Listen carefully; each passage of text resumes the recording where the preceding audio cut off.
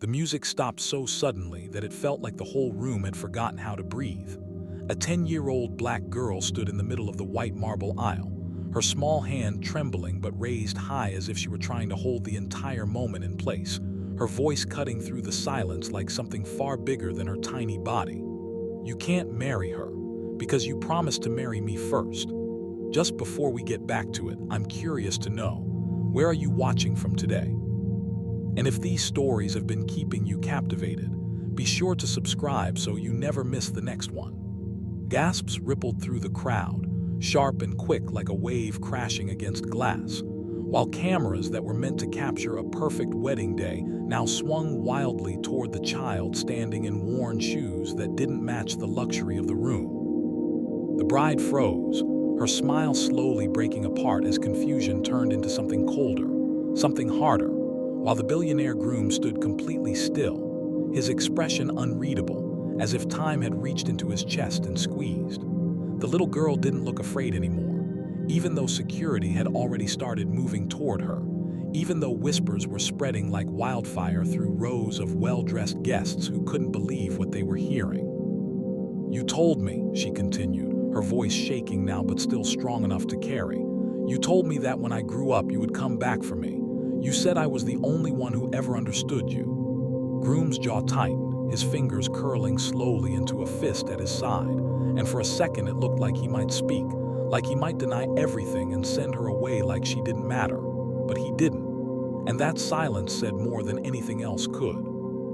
The bride turned toward him slowly, her eyes searching his face, not for the truth but for a lie she could hold onto, something she could use to pretend this moment wasn't real. "Tell me she's lying," she whispered, but her voice didn't sound like it belonged to her anymore.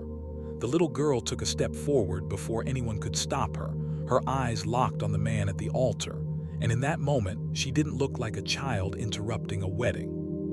She looked like someone who had come to claim something that had been taken from her. "You forgot me," she said quietly now, and somehow that hurt more than everything else she had said before. Security reached her then, hands closing gently but firmly around her arms, trying to pull her away before the situation got worse, before the cameras captured something that couldn't be erased. But just as they began to move her, the billionaire finally spoke. "Wait." One word. That was all it took. The entire room froze again, every eye snapping back to him as he stepped forward, his gaze fixed on the little girl like he was seeing something no one else could understand. "Her go," he said, his voice low but firm, and the security guards hesitated before slowly releasing her. The bride's face drained of color, her hands trembling as she took a step back, realizing that whatever this was, it wasn't something that could be brushed off or laughed away. And the little girl, she didn't smile. She didn't celebrate. She just stood there, staring at him with eyes that carried something far older than 10 years, something that had been waiting, something that had traveled all the way here just to be heard. "You remember me now, don't you?" she asked softly. The billionaire didn't answer immediately, but the look on his face was enough to make the entire room understand one terrifying thing. This wasn't a misunderstanding. This wasn't a joke. This was real. And whatever promise had been made all those years ago was about to destroy everything. But the question no one in that room could answer was simple, and it hung in the air heavier than anything else. How did a poor 10-year-old girl from nowhere walk into a billionaire's wedding and bring it to a complete stop? Because the truth behind that moment was far more complicated, far more painful, and far more shocking than anyone could imagine. And it all started years ago, on a rainy night that no one thought mattered. It all started on a night when the rain didn't just fall. It poured like the sky had finally given up holding back its tears. The streets were almost empty, washed in flickering streetlights and puddles that reflected a broken version of the world above. And in one corner of a quiet neighborhood sat a small bus stop where a little girl curled her knees close to her chest, trying to stay warm. Her name was Nia.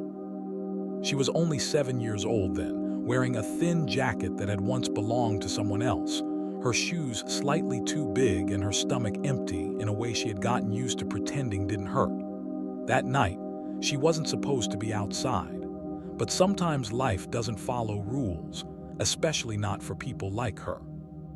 A few hours earlier, her mother had been taken away in an ambulance, her breathing uneven, her body weak from working too many jobs and eating too little so her daughter wouldn't go hungry.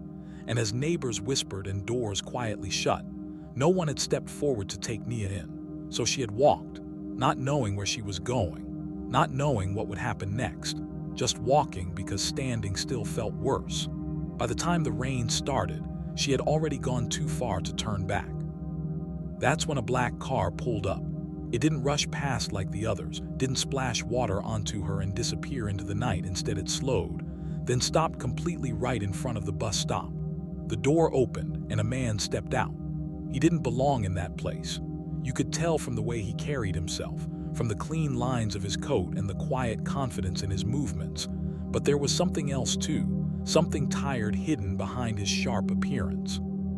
He looked like someone who had everything and still wasn't okay. Nia watched him carefully, her body tense, ready to run if she needed to, because she had already learned that not every adult who stopped was someone you could trust. But he didn't come too close. Instead, he crouched down just enough to meet her eyes, keeping a distance that told her he wasn't trying to scare her. "You shouldn't be out here alone," he said gently, his voice calm, almost careful. Nia didn't answer right away. She had learned that silence was sometimes safer than speaking, but something about him felt different, not in a way she could explain, just different enough to make her stay. "Mom is sick," she said finally, her voice small but steady. "They took her away."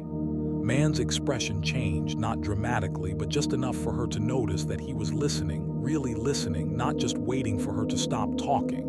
"Do you have somewhere to go?" he asked. She shook her head. And for a moment, the rain filled the space between them, loud and heavy, like the world was holding its breath again. The man looked away briefly, as if thinking, as if weighing something in his mind, and when he looked back at her, there was a decision in his eyes. "Come with me," he said, but quickly added, "just for tonight, until we figure things out." Nia hesitated. Everything she had been told, everything she had learned from watching the world around her, told her to be careful, to not trust easily. But staying there didn't feel safe either. And something about the way he spoke, not like he was trying to take control, but like he was offering help, made her take a chance. Slowly, she stood up. The car was warm, warmer than anything she had felt in days, and as she sat there, wrapped in a blanket he handed her, she realized how cold she had really been. "Your name?" he asked as he drove. "Nia," he nodded. "I'm Daniel." She didn't know it then, but the man sitting beside her wasn't just anyone. He was one of the wealthiest men in the country, a billionaire whose name appeared in places far beyond anything her world had ever touched. But in that moment, he was just someone who had stopped, someone who had seen her, someone who didn't drive away. They didn't talk much at first, but as the rain softened and the city lights stretched out around them, something began to shift. Nia found herself speaking more, telling him small things about her life, about her mother, about how she liked to draw even though she didn't have many pencils left. And Daniel listened, not the way people pretend to listen, but the way someone does when they actually care about what's being said. By the time they reached his house, a place so large it didn't feel real, Nia was no longer shaking. For the first time that night, she felt safe. But what neither of them realized was that this one decision, this one moment of kindness, was about to tie their lives together in a way that would come back years later in the most unexpected and life-changing way. Because promises made in quiet moments don't always stay quiet. Sometimes they grow, and sometimes they return when you least expect them. The house didn't feel like a house to Nia. It felt like something out of one of the stories her mother used to tell her before things got hard, before nights became longer and food became smaller, before life turned into something you had to survive instead of enjoy. Everything was too big, too clean, too quiet. Even her footsteps sounded different as she walked across the polished floors, like she didn't belong there, and the house itself knew it. Daniel noticed. "You don't have to be nervous," he said as he gently placed a warm cup of cocoa in her hands, the steam rising softly into the air between them. Nia nodded, but her fingers tightened slightly around the cup, not because she didn't believe him, but because she wasn't used to being in places where people said things like that and meant it. A woman who worked in the house brought her clean clothes, soft and new, and when Nia touched them, she paused for a moment like she wasn't sure she was allowed to. "You can wear them," Daniel said, noticing the hesitation in her eyes. "They're yours." That word, yours, it felt strange, like something she hadn't heard in a long time. That night, she took a bath in a bathroom bigger than the entire space she shared with her mother. And when she looked at herself in the mirror afterward, she almost didn't recognize the girl staring back. For the first time in a long while, she didn't look like someone struggling. She looked like a child again. But even then, something inside her stayed alert, stayed cautious, like she was waiting for everything to disappear the moment she got too comfortable later. She found Daniel sitting alone in a large room with dim lights, staring at nothing in particular. The house was quiet, but not in a peaceful way. It was the kind of quiet that felt heavy. "Why are you sad?" Nia asked softly, stepping closer. Daniel blinked slightly, as if he had been pulled out of a place far away, and when he looked at her, there was a faint smile on his face, but it didn't reach his eyes. "I'm not sad," he said. Nia tilted her head. "You are," she replied simply. He let out a small breath, almost like a laugh, but not quite. "You're very honest," he said. "Mom says it's better than lying," Nia answered. That made him pause. For a moment, he just looked at her, really looked at her, and something in his expression softened in a way it hadn't before. "When you grow up," he said slowly, "don't let the world take that away from you." Nia nodded, though she didn't fully understand what he meant. She moved closer and sat beside him, her small legs not even reaching the edge of the seat. "Why are you really sad?" she asked again. This time, he didn't avoid the question. "I have everything people think they want," he said quietly, "but sometimes it still feels like something is missing." Nia thought about that. She didn't understand how someone who had everything could feel like they had nothing, but she understood what it felt like to miss something. "I think you're lonely," she said. Daniel didn't respond right away, because she was right. And hearing it from a 7-year-old made it hit differently. They sat there for a while, not saying much, but somehow saying enough. And in that silence, something unexpected began to grow.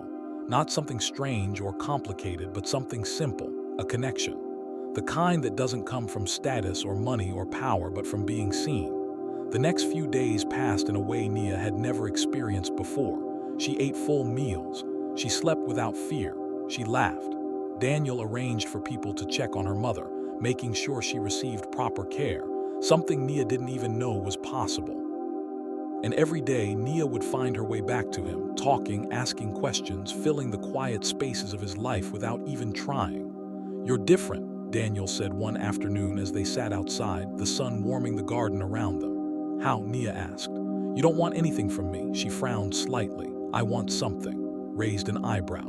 "What do you want?" She thought for a second, then smiled. "For you to be happy." That answer stayed with him longer than anything else she had said. And maybe that's why, on the day everything was about to change, he said something he didn't fully think through, something that felt light in the moment, but would become heavy years later. Nia was standing near the door, her small bag packed, because a relative had finally come forward to take her in after her mother's condition stabilized. She didn't want to leave. And for the first time in a long time, Daniel didn't want someone to go. "Will I see you again?" she asked, her voice quiet but hopeful. Daniel hesitated. He wasn't used to making promises. His world didn't run on them. But looking at her, he felt something different, something he hadn't felt in years. "If you grow up," he said with a small smile, trying to lighten the moment, "and you still remember me, then maybe I'll come find you." Nia's eyes lit up. "Promise." He paused just for a second, then he nodded. "Promise." She stepped closer, her small hand reaching out and hooking onto his finger. "Then when I grow up, you have to marry me," she said with a serious expression, like it wasn't a joke to her at all. Daniel let out a quiet laugh, shaking his head slightly. "All right," he said lightly, not realizing the weight of his words. "If you still want that when you grow up, we'll see." To Nia, that wasn't a maybe, that wasn't a joke, that was a promise. And as she walked out of that house, turning back one last time to look at him, she held onto those words like they were something real, something certain, something that would one day bring her back to him. Neither of them knew it yet. But that simple moment was the beginning of everything. The day Nia left, the house went back to being quiet. But it wasn't the same kind of quiet anymore. Before she came, the silence had felt normal to Daniel, like something he had grown used to, something that didn't bother him enough to question. But after she left, it felt louder, heavier, like something was missing that he couldn't ignore. He tried to go back to his routine. Meetings filled his days again. Contracts, investors, endless conversations about numbers and expansion. People nodding at everything he said, people agreeing, people pretending. But none of it felt the same. And sometimes, in the middle of it all, he would pause without realizing it, his mind drifting back to a small voice asking him simple questions that no one else ever asked. Are you happy? It was strange how a child could leave behind something that stayed longer than anything money could buy. Meanwhile, Nia's world shifted in a completely different direction. The relative who took her in was her mother's older cousin, a woman named Carla who lived in a small apartment on the other side of the city, far from the polished streets and quiet comfort of Daniel's world. Life there was not easy. Carla worked long hours, barely making enough to cover rent and food. And while she wasn't unkind, she wasn't warm either to her. Taking Nia in was responsibility, not choice. You'll have to learn to be strong, Carla said one evening as she handed Nia a small plate of food, because nobody is going to carry you through life. Nia nodded. She understood more than most children her age. But even as she adjusted, even as she learned to help around the house, to stay quiet when needed, to not ask for too much, she held onto something that made everything feel a little less heavy. That promise. At night, when the apartment was silent and the world felt far away, she would lie on her bed and replay that moment in her mind, the way Daniel had looked at her, the way he had nodded, the way his voice had sounded when he said it. Promise. She didn't doubt it, not even once. Days turned into weeks, weeks turned into months, and slowly reality started to test that belief. Her mother didn't come back home. The hospital visits became fewer, then stopped completely, and one day Carla sat her down with a serious expression that told her everything before the words even came out. Your mom, she's not coming back. The world didn't break loudly for Nia. It didn't shatter in a dramatic moment. It went quiet, too quiet, like something inside her just stopped. She didn't cry right away. She just sat there, staring at nothing, trying to understand how something so big could end in such a simple sentence. That night she finally cried, not loudly, not in a way that anyone could hear, but quietly into her pillow, holding onto the only thing that still felt like it belonged to her, the memory of someone who had once made her feel safe. From that moment on, Nia changed, not in a way that people could easily see, but in the way she carried herself, in the way she thought, in the way she held on to things. She became more focused, more determined. Because somewhere deep inside her, she believed that one day she would find her way back to that life, back to that promise, back to the man who had told her she mattered. Years began to pass.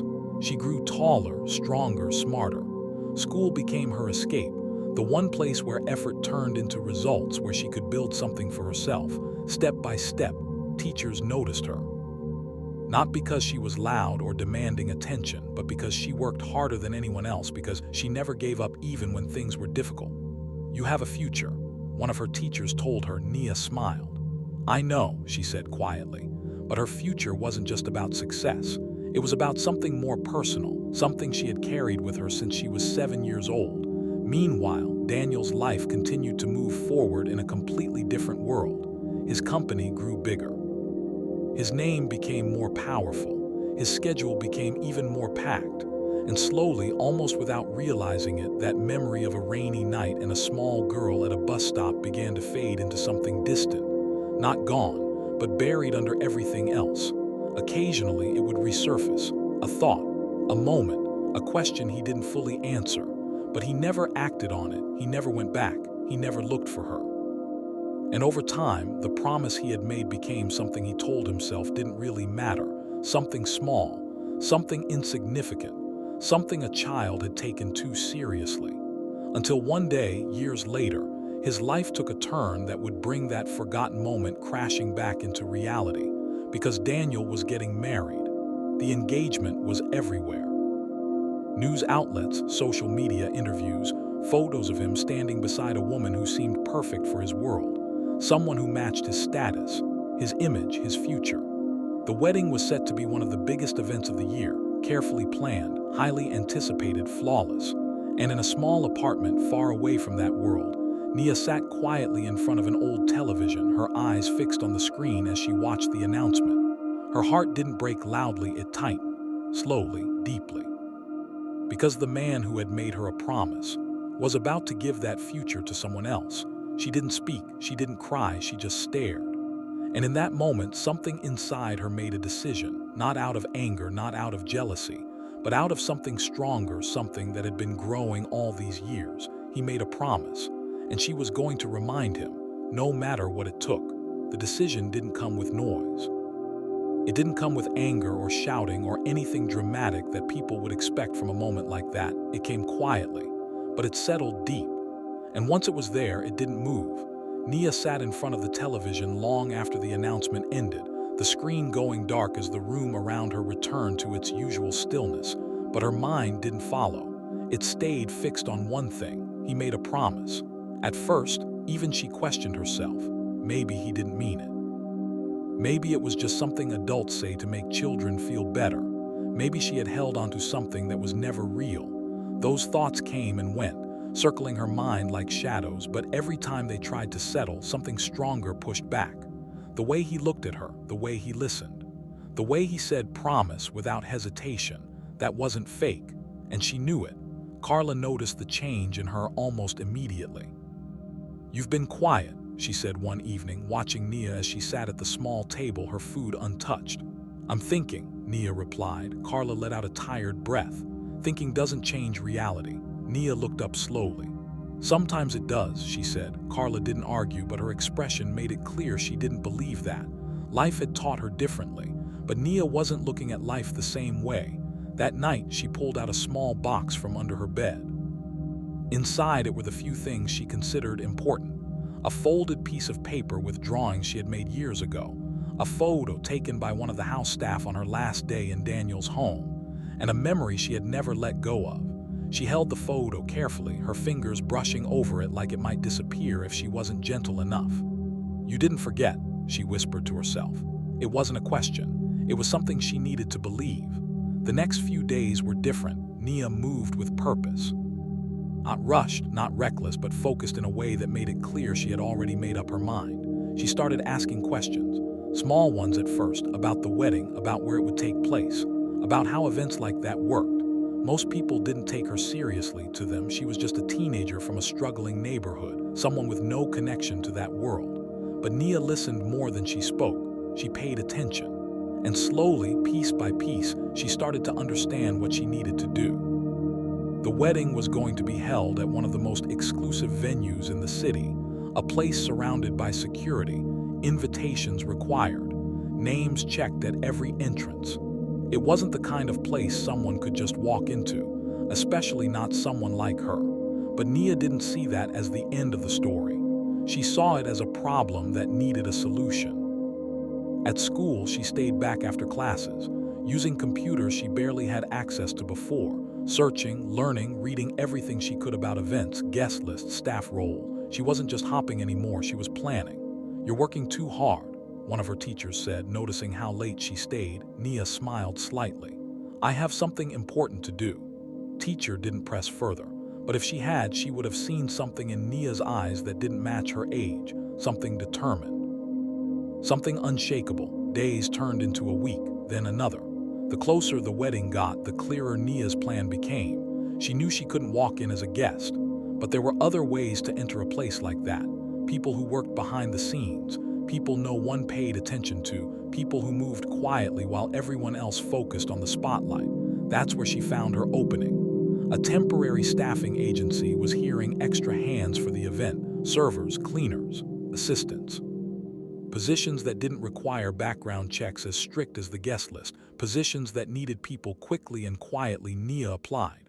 At first, they didn't take her seriously. "You're too young," the woman at the desk said, barely looking up. "I can work," Nia replied calmly. The woman sighed. "This isn't a game, it's a high-profile event." Nia didn't back down. "I won't cause trouble," she said. That part wasn't a lie, because in her mind, she wasn't causing trouble, she was fixing something. The woman hesitated, then finally handed her a form. "Fill this out." Wasn't approval yet, but it was a step. And that was all Nia needed. When she walked out of that office, the air felt different, not lighter, but clearer. She wasn't just holding on to a promise anymore. She was moving toward it. Meanwhile, across the city, Daniel stood in a perfectly tailored suit, surrounded by people discussing details of a wedding that was meant to be flawless: flowers, seating arrangements, media coverage.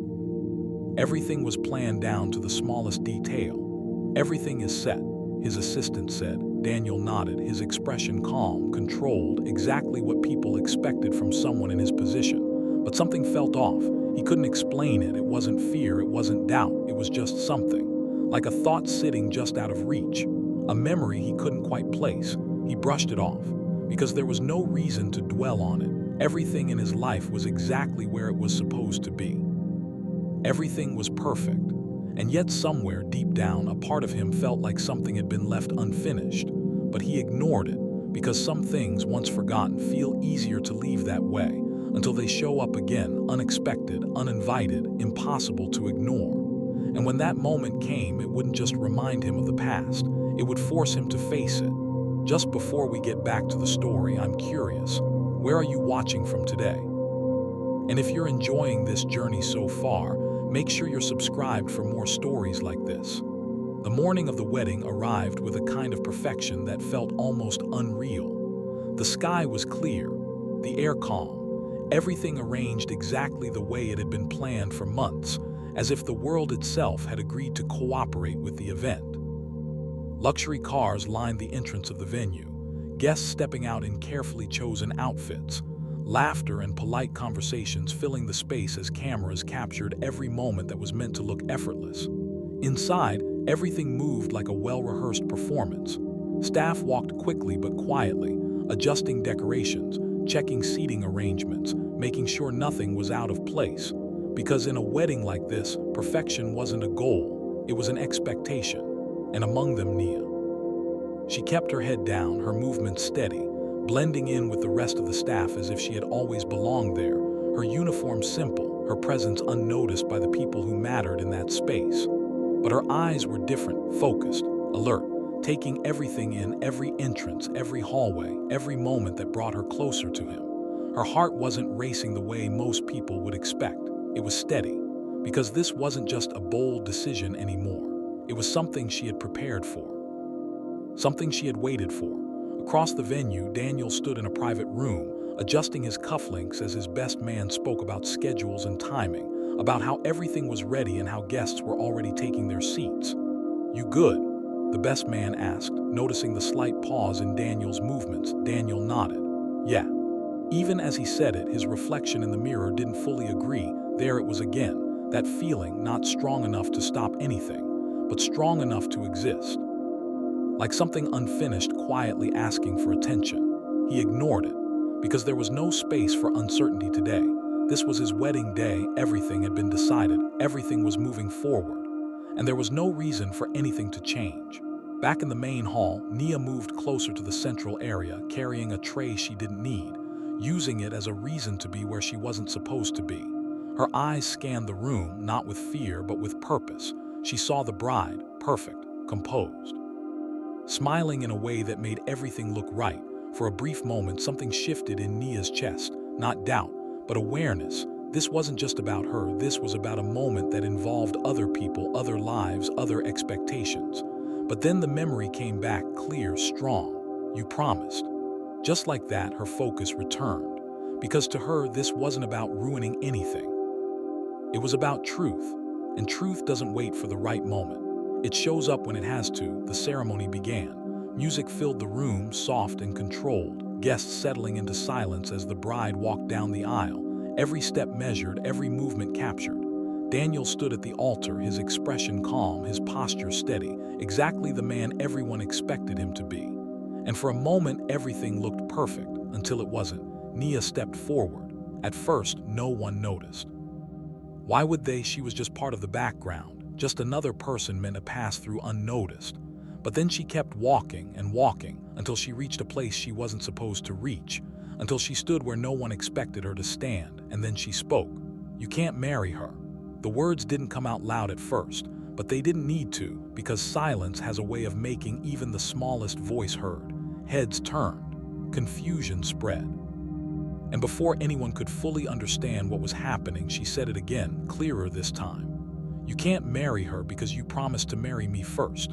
The room froze exactly the way it had at the beginning, exactly the way moments do when something impossible becomes real.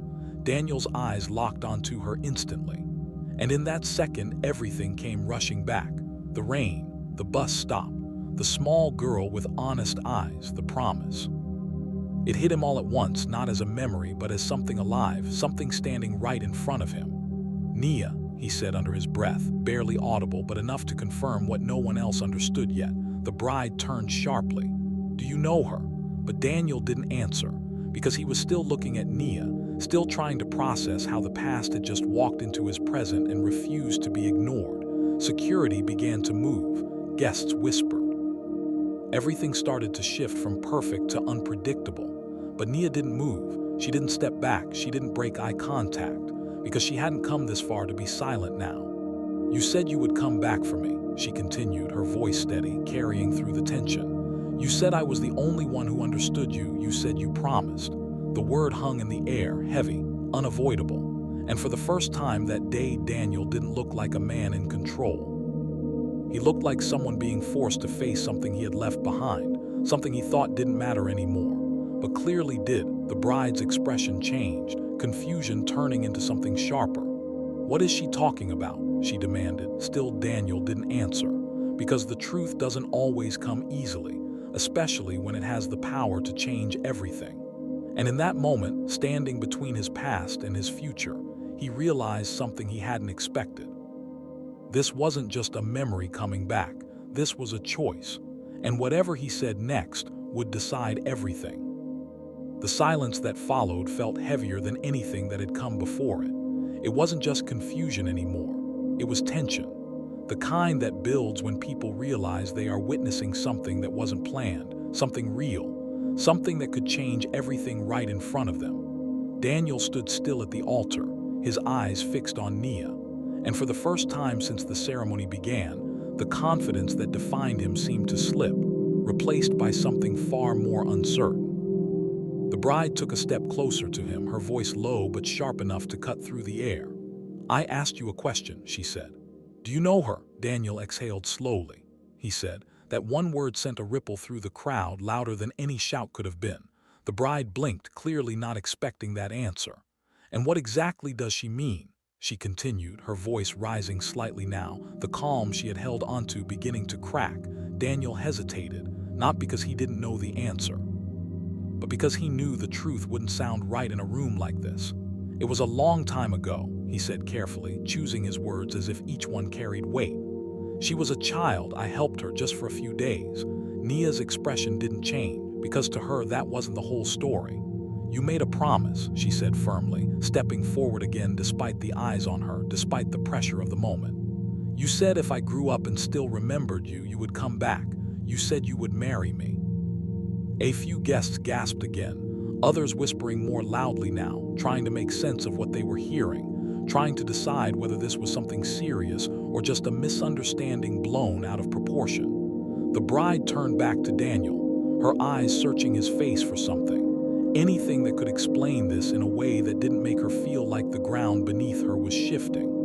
"Tell me that's not true," she said. Daniel looked at her, then back at Nia. And in that moment it became clear that he couldn't just dismiss this, because it was true, but not in the way it sounded. "I said it," he admitted finally, his voice steady but quieter now. "But she was 7 years old. It wasn't a real promise."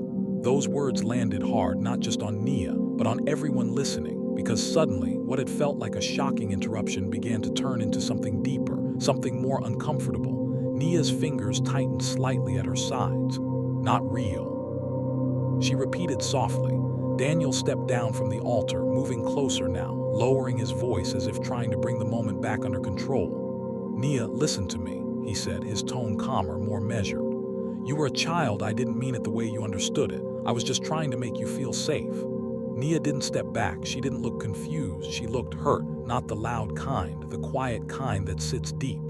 "You don't lie to people to make them feel safe," she said. The simplicity of that sentence hit harder than anything else, because it didn't sound like an accusation. It sounded like a truth. Daniel opened his mouth to respond, but nothing came out immediately, because for the first time he was seeing the situation through her eyes, not as a small moment, but as something that had mattered, something that had stayed with her long after he had moved on. The bride let out a short, disbelieving laugh, shaking her head as she stepped back. "This is unbelievable," she said, more to herself than anyone else.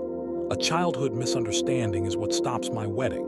But even as she said it, there was doubt in her voice, because something about the way Nia stood there, the way she spoke, the way Daniel couldn't easily dismiss it, made it clear that this wasn't just nothing. "You remembered," Nia said, her eyes still locked on Daniel. "You remembered me the moment you saw me. Didn't deny it, because he couldn't. And you didn't come back," she continued. Her voice didn't rise, but it didn't need to. "You promised, and then you forgot." That word again, forgot, it hung in the air like something heavier than blame, because forgetting isn't always harmless. Sometimes it means someone else was holding onto something you let go of. "I didn't think," Daniel started. "Exactly," Nia cut in quietly. "You didn't think." The room went even quieter, because now this wasn't just about a wedding, it was about something deeper, something uncomfortable. The difference between how people see their own actions and how those actions affect others. Daniel ran a hand through his hair, something he rarely did in public, a sign that the control he usually carried was slipping. "What do you want me to do?" he asked finally.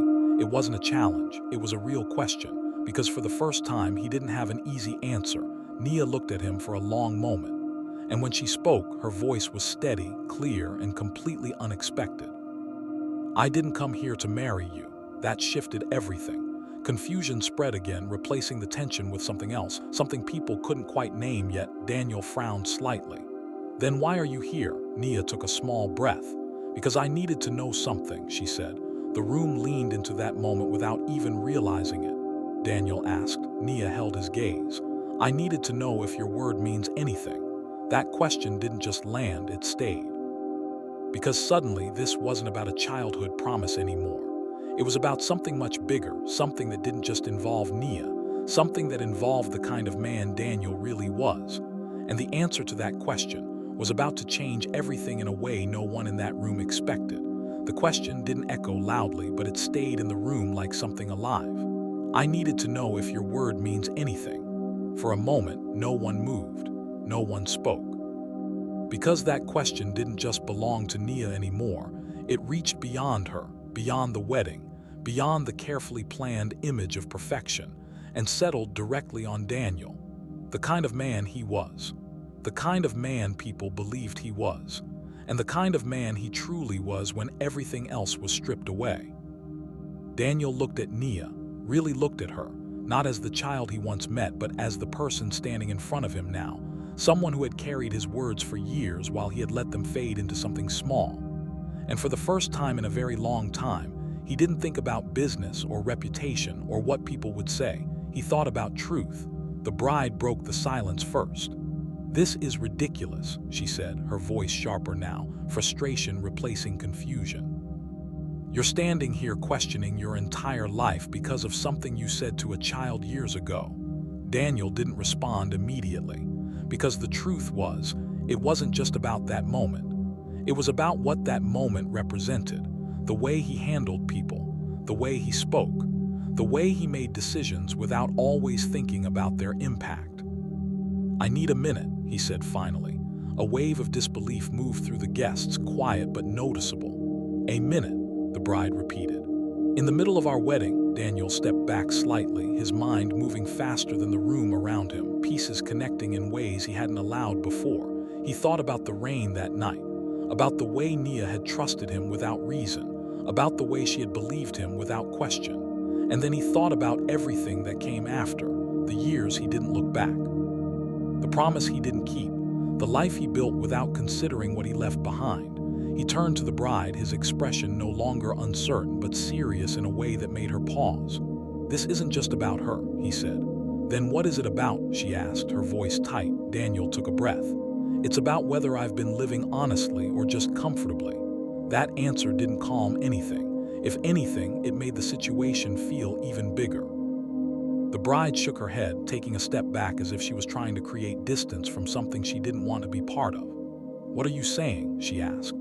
That you're going to throw all of this away because you suddenly feel guilty.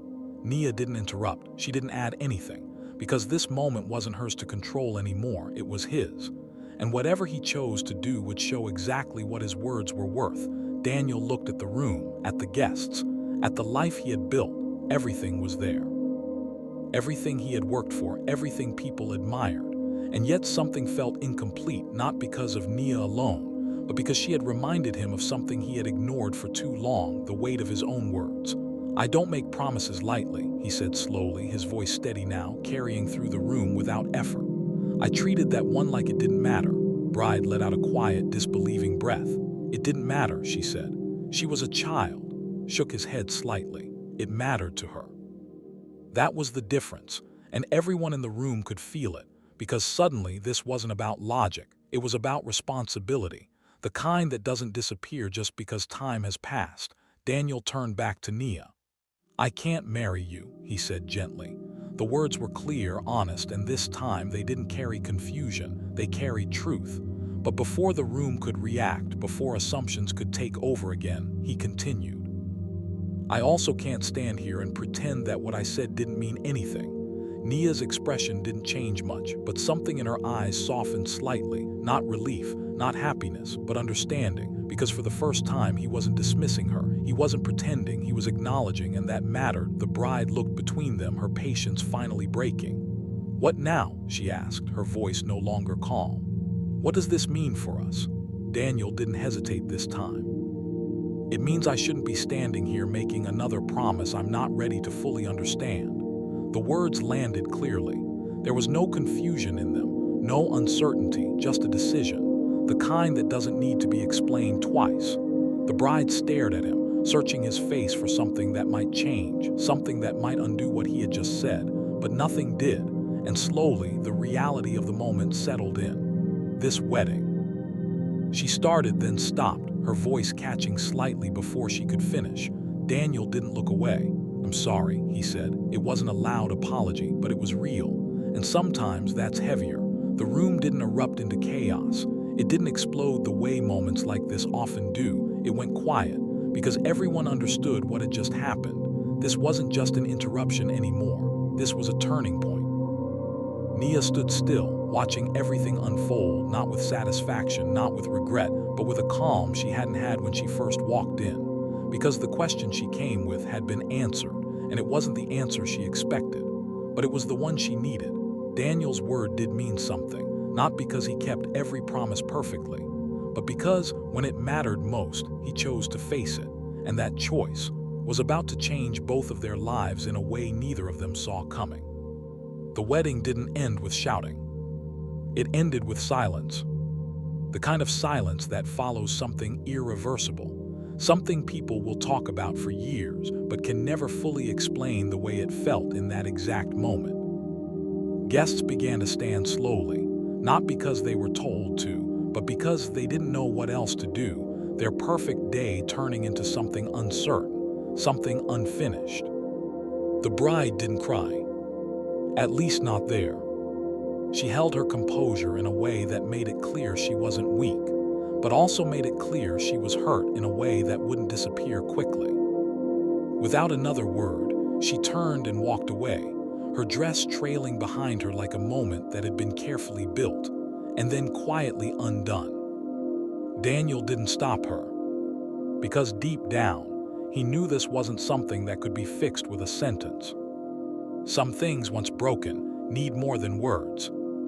And right now, words were exactly what had caused everything.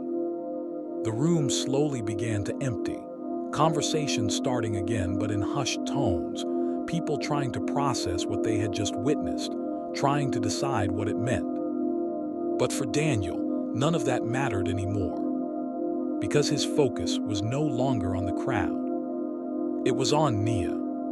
She stood a few steps away, no longer surrounded by tension, no longer holding the weight she carried when she walked in, but not entirely free of it either. For a moment, neither of them spoke, because after everything that had just happened, words didn't come easily. "You've grown," Daniel said finally, his voice quieter now, more human than it had sounded all day. Nia gave a small nod. "So have you," she replied. There was no anger in her tone, no accusation, just truth. Daniel took a step closer, not as the powerful man everyone recognized, but as someone trying to understand what came next. "I meant what I said back then," he admitted. "Maybe not in the way you heard it, but I meant that you mattered." Nia looked at him carefully. "I know," she said, "and that's why I came." That answer stayed between them for a moment, simple but heavy with meaning. Because this was never really about the wedding. It was about being remembered, about being acknowledged, about knowing that she wasn't just a small moment in someone else's life that could be forgotten. "You didn't come to take anything," Daniel said slowly, as if he was realizing it while speaking. Nia shook her head. "I came to understand." Daniel nodded, a quiet realization settling in his chest. "And now you do." Nia paused for a second. Then she said something that shifted everything again. "Not completely." Daniel frowned slightly. "What do you mean?" Nia took a breath, her eyes steady. "You showed me your word matters when it's hard," she said, "but I don't know if it matters when it's easy." That made him think. Because she was right. Doing the right thing when everything is at stake is one kind of truth. But doing it every day in small moments, when no one is watching, that's something else. "And I guess," she continued, her voice softer now, "I needed to see that too." Daniel didn't answer immediately. Because there wasn't a quick response to something like that. Instead, he asked a different question. "What happens now?" he said. Nia looked around the now half-empty room, the decorations still perfect, but the moment they were meant to serve already gone. Then she looked back at him. "Now," she said, "I go back to my life." That answer caught him off guard. Just like that. Nia gave a small shrug. That was always the plan. Daniel studied her for a moment, trying to understand how someone so young could carry so much clarity. "You could have asked for anything," he said. "Money, help, opportunities." Nia smiled slightly. "I didn't come here for what you have," she said. "I came here for who you are." That hit deeper than anything else she had said. Because it stripped away everything else. All the status, all the power, all the things people usually focused on, and left only one thing behind. Character. Daniel let out a quiet breath, almost like he was releasing something he hadn't realized he was holding onto. "You're stronger than most people I know," he said. Nia shook her head gently. "I just didn't forget." That was the difference. And it was enough. For a moment, it seemed like that was where the story would end.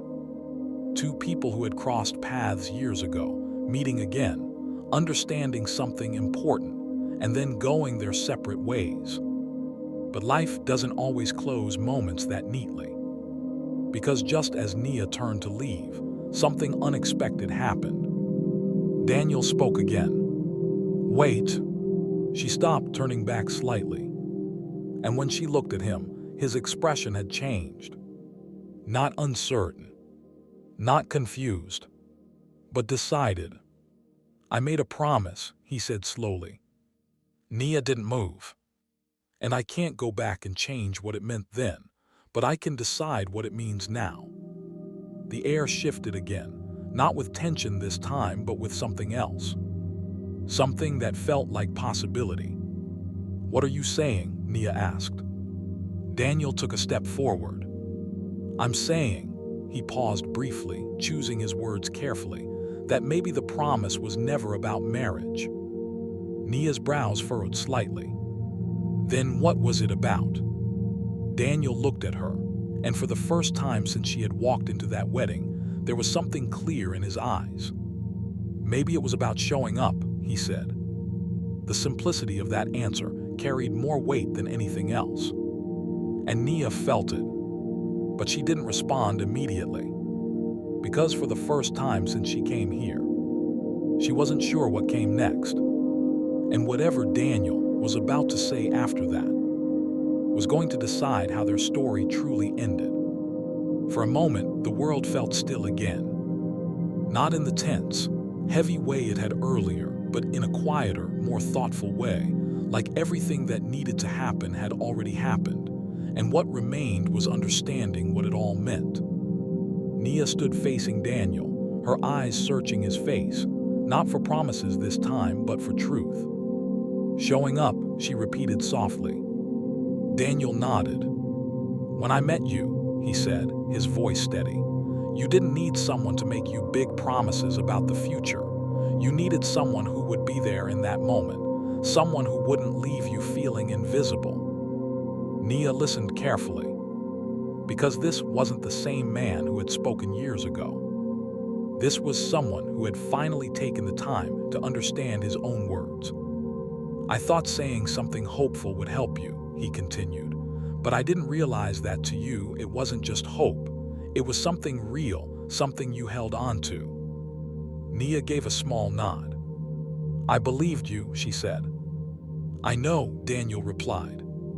And this time, those words carried responsibility, not just acknowledgement. He took a breath before continuing. So if I'm going to keep any part of that promise now, it can't be about something unrealistic. And it can't be something I say just to feel better about myself. Nia's expression remained calm, but her attention never wavered. It has to be something that actually matters to your life, he added. There was no audience left to impress, no image to protect. Just two people standing in the truth of a moment that had taken years to come back around. So what does that look like? Nia asked. Daniel didn't rush his answer, because for once, he understood the weight of his words. It looks like me not disappearing again, he said. It looks like me being present, making sure you have the support, the opportunities, and the guidance you should have had all along. Nia didn't react immediately, because she wasn't the same 7-year-old girl who accepted words without question. And how do I know you won't forget again? She asked. It wasn't asked with anger. It was asked with clarity. Daniel nodded slowly. That's fair, he said. Then, after a brief pause, he did something unexpected. He reached into his pocket and pulled out his phone, then handed it to her. Put your number in, he said, and don't just wait for me to reach out, hold me accountable. Nia looked at the phone, then at him. You're serious, she said. I am, he replied. There was no hesitation in his voice this time. No uncertainty. Just a decision. Nia took the phone and entered her number, her movements steady, deliberate, like she understood exactly what this meant. Not a fairy tale, not a dream, but something real. When she handed the phone back, Daniel nodded. This is where the promise actually starts, he said. Nia studied him for a moment, then a small, genuine smile appeared on her face, not because everything was perfect, but because something finally made sense. You know, she said, I don't want to marry you anymore. Daniel let out a quiet breath, almost like a soft laugh. I figured that, he said. I want something better, she added. That caught his attention. Better, he asked. Nia nodded. I want to build my own life, she said, her voice filled with a quiet confidence that hadn't been there years ago. I want to succeed because I worked for it, not because of a promise. Daniel smiled slightly. That's a good goal. But, Nia continued, that doesn't mean you don't have a role in it. Daniel raised an eyebrow slightly. And what role is that? Nia held his gaze. Don't disappear, she said simply. That was it. Not money. Not gifts. Not anything complicated. Just presence. Just consistency. Just truth. Daniel nodded. "I won't," he said. And this time, the words didn't feel light.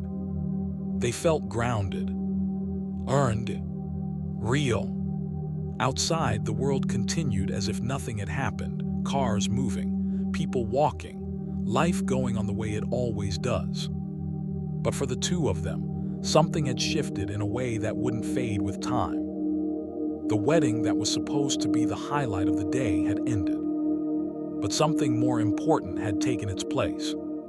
Understanding, growth, and a different kind of promise. One that wasn't built on a child's dream, but on mutual respect and truth. As Nia walked away from the venue, she didn't feel like the girl who had arrived earlier that day, carrying years of unanswered questions. She felt lighter, not because everything was resolved perfectly, but because she had faced something important and found clarity. And Daniel, he stood there for a moment longer, watching her leave, realizing that success wasn't just about what you build. It was about what you stand by, what you own, what you choose to make right, even when it's uncomfortable. Because in the end, the most powerful lesson wasn't about a broken wedding or a childhood promise. It was about something simpler.